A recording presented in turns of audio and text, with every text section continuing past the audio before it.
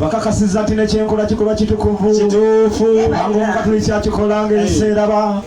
kubanga era mukyo mukyakunywa mwayitira Yesu omwana wa Katonda nakka nzikiriza neeyongeze ebyo by'obyogeranga ng'awatali faaza faaza singa ajja mumaka muno n'atubuuza nti abange mukola ki nga mutandise okuzanyira mu linnya lya Katonda sikuzannya tumuddamu nti bino bye tukola bya mikolo era tatuloopa wadde Rooma bino bye tukola biggweera wano era n'oboolugambo obikomye wano bannange simula soda atambule naye ng'otandise okusumulula sibegezanga naye bwaterekako ne tukula kubanga ezize zaaweddeyo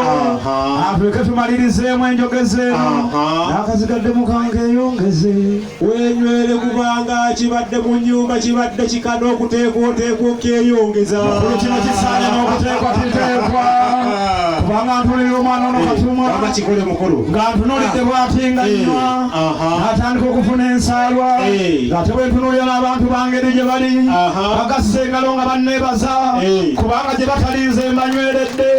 mugatte engalo n'akalulu nga k'amaanyi mwana mulenzi Katuma naawe oleme kuviiramu abo olw'emirimu gy'okoze teyanze nnyo teyanze amina nnyo mukulu kano kange bano bafunye bagenda ne bagamba